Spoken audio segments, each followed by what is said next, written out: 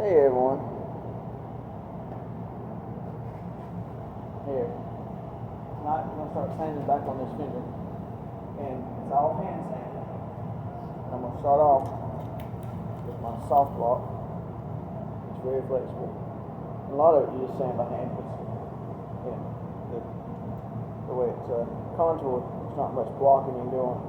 Yeah, this is 180. And I just wrap it around my soft block like this.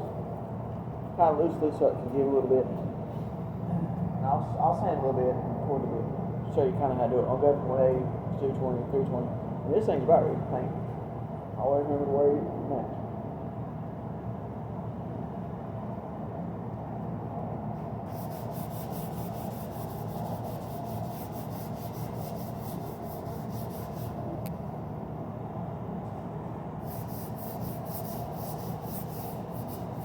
I like to start with the flat part. Right out at night, just clean the surface, get flat.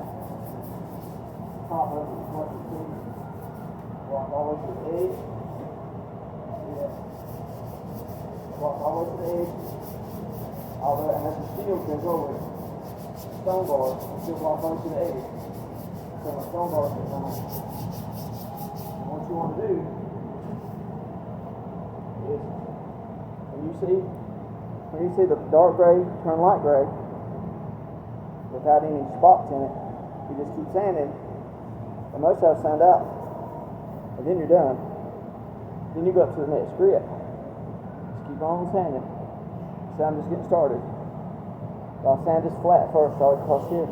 That's pretty much on the flat spot on the fender. A little bit down here, a little bit right here, and then you go up to the 220. Same block, same everything. You just keep sanding. I like to go straight to the edge. Always to the edge. You see, it forms a soft curve line. And that'll be what will be the body of the fender. You can really smell the primer. Although we let it set. We can move over with it. You can really smell it. You want to leave it open after you sand on it before you paint. So your final sanding right before you paint. So let it vape out. Because in cold weather like this, although it's a heated shop, you still need to vape out. All the chemicals that come to the top. So you have a problem later on. By leaving it open like this, that's what you get. You smell it, it's still not pure. It's still open.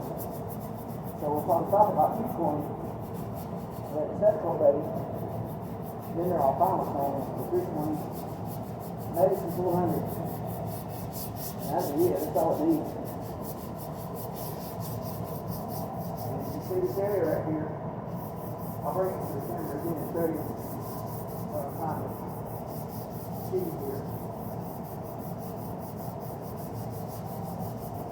It's kind of mindless work, but you need to be careful about what you're doing so you don't cut lines in. Really. I can just smell it, but you just get cured out. If you open it up, it'll really start to cure it. Then right before we paint, the day before we paint, I'll never come to the top spot.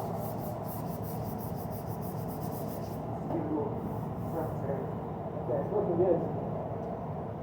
Hope you can see the distinct lines right here. Stand on the flat, cross hatching, because it still has the curvature to it. You don't want to just flatten it. Sand this way, that way, and that gives you a good, smooth, even finish. Because when you look down these fenders, if you look down it like this on the bike, that's when you can see it. Okay?